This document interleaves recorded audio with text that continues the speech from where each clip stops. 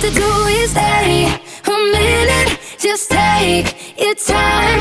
The clock is ticking, so stay. Hey guys, it is me, Carlerae. Today's video is in a different little setting. I'm actually sitting in my kitchen in my banquette, but today's video was inspired by one of my followers. So pretty much she asked me to come on here and talk about my nursing journey. I thought it was a super dope idea, just to kind of give you girls and guys an idea of where I am in my nursing career.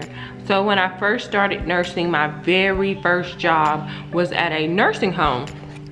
Now, the job was given to me pretty much, and I really didn't have to like put an application in for it.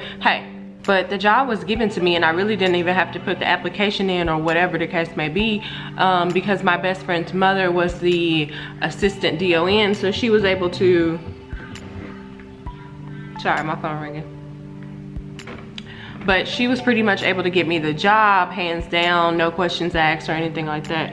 So I got the job and I started working there. I really liked it, but the workload at a nursing home is very stressful. Like, for me as a new RN, back in 2012, I had about 20 patients and I was on the skilled rehab floor. So pretty much they would come from a hospital and come to your unit, well, my skilled rehab unit, for rehab. I just felt like the workload was just way too much for me. Dealing with 20 pretty much practically new patients to a new environment, making sure they got to rehab, making sure they ate right, and making sure that, you know, whenever they needed to be turned and changed, and also answering doctor's calls and everything like that. That really just, it was just a lot. You would get faxes and that you would have to, from doctor's offices, and you would have to sign off on the labs and everything like that, saying you saw them, and you would have to fax them back to the doctor if they were something emergent. If something emergent was going on, you would have to get in contact with the doctor. Well, you can't get in direct contact with the doctor, you would have to get in contact with the doctor's nurse. So pretty much you couldn't get in contact with the doctor. You would have to get in contact with the doctor's nurse, and then if they felt that it was important enough for the doctor to know about it, then they would then get in contact with the doctor. It was a lot of like things that I just knew it wasn't meant for me. The way that I got my ER job was this. There was a time where I had to call 911 and have one of my patients sent to the emergency room. Well, one of the firefighters that came there frequently to pick up patients, he was just honestly like, well, hey, you know, I'm very surprised that you are one of the very few nurses that know about the patients.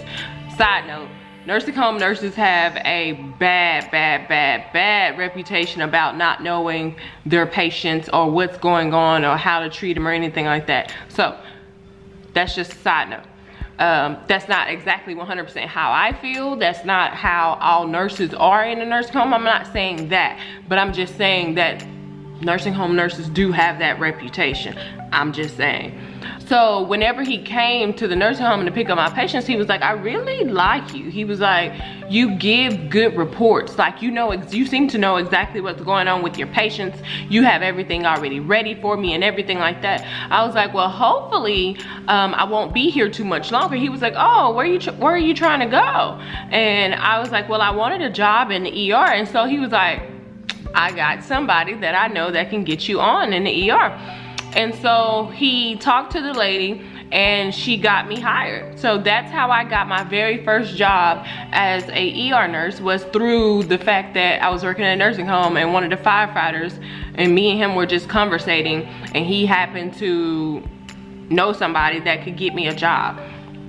So that's how I got my first ER job. I worked in that nursing home, I would say about 6 months, and then that's when I got my ER job. So I was only a nurse for like 6 months, and now I don't advise anyone that did just graduate RN school or something like that to go directly into home health or nursing home or anything like that, because you have a lot of skills that you need to put to use. I would always highly advise you to go into a hospital setting, somewhere like a ER or ICU or med-surg, somewhere where you can keep your skills up. One thing I would say that was a downfall for me is that whenever I graduated out of nursing school and got that job as a RN at a nursing home, I lost all my skills. And when I say my skills, I mean like knowing how to start an IV or, you know, things like that. Like I didn't know how to start an IV anymore. So when I got to the ER after being 6 months of not being able to start an IV or touch a patient or even know anything about a blood draw, once I got to the ER, it was super difficult for me. Luckily though, we used to have really good techs. So the techs in the ER would sometimes be like the firefighters that would like want to pick up, you know, extra or something like that. So they would duel as firefighters and as the paramedics or techs in the emergency room. So I would follow them a lot whenever they go to start IVs. A lot of times, if there was like a hard stick or something like that on the floor, they would send, they would ask for the paramedics to go up there and start the line. So I will honestly say my skills right now are A1, but they were A1 because I was taught by a paramedic or a firefighter. I mean, I'm not downplaying the nurses about teaching me either, but I'm just saying like, I mainly got taught how to start an IV from a paramedic or a firefighter. Back to what I was saying is that I really just wouldn't highly advise you to do that right out of RN school, to just basically go right into a nursing home, because you will lose a lot of your skills. You'll lose a lot of your knowledge and critical thinking, in my opinion. That's just my opinion. So back to nursing journey.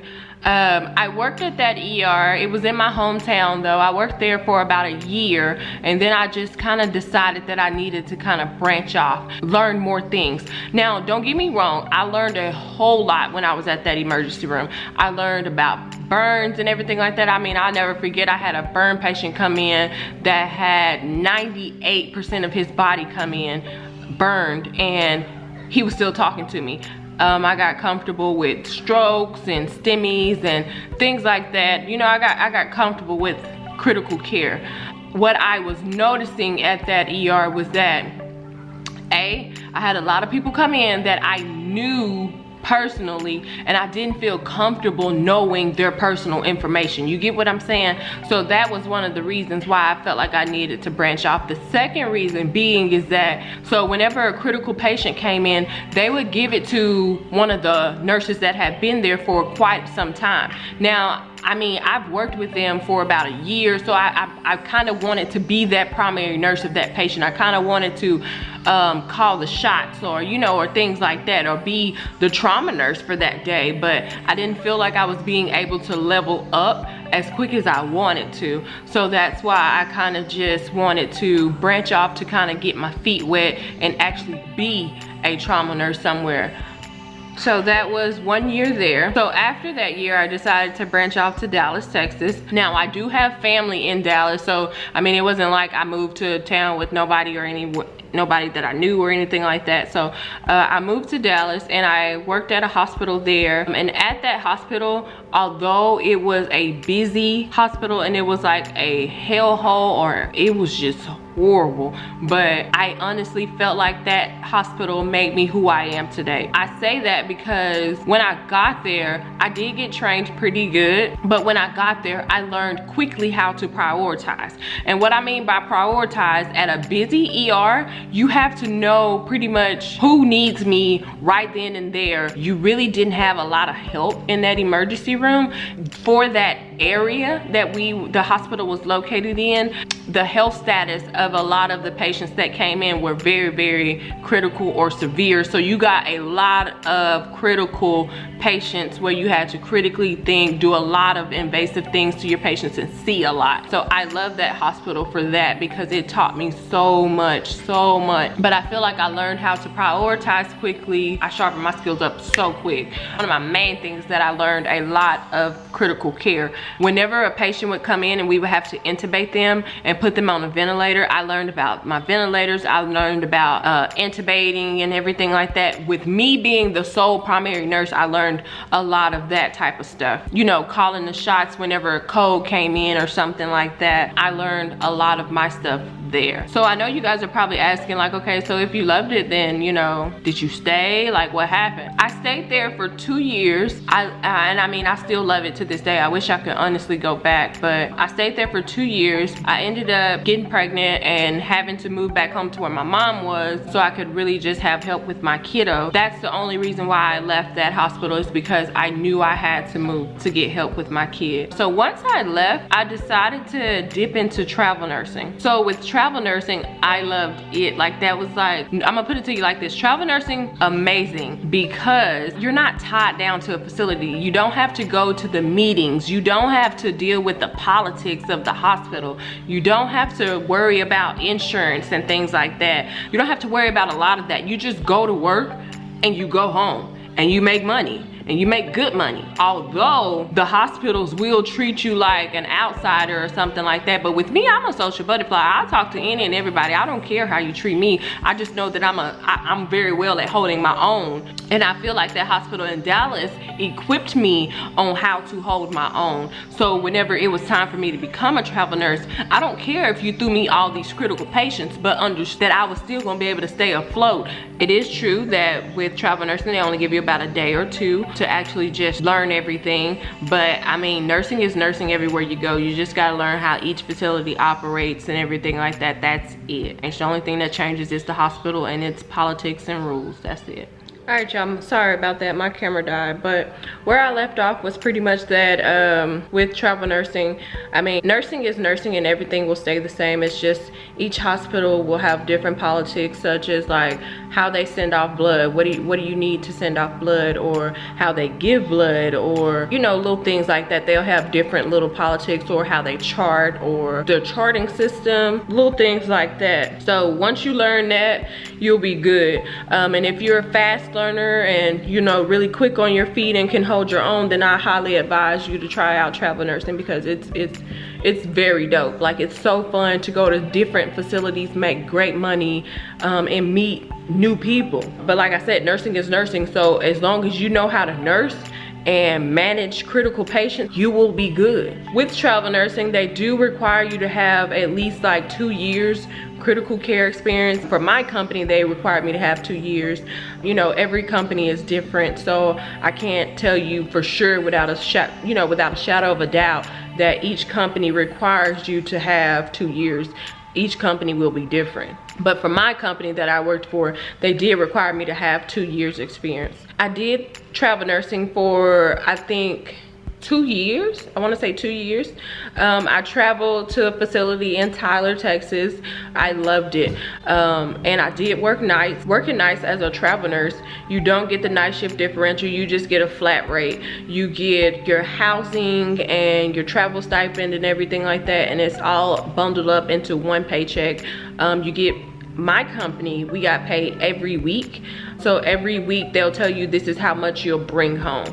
And before you actually sign a contract to go with the company, they'll tell you everything. They'll tell you your gross pay. They'll tell you what you're probably gonna net pay, meaning like what you'll bring home after taxes and everything like that. But the good thing with taxes as a travel nurse, taxes don't eat you alive like they do with a regular paycheck, because most of your money is tax-free, meaning that you get your weekly housing stipend, your travel stipend, your food stipend, whatever it may be, whatever stipend, the bulk of your money is tax-free. Like I said, I traveled to that facility in Tyler, Texas. I did work nights. I did that for about a year. They recently changed with travel nursing about how you could only stay at a facility no longer than a year. After that year, you have to take like a whole 13-week contract off and then kind of come back to the facility.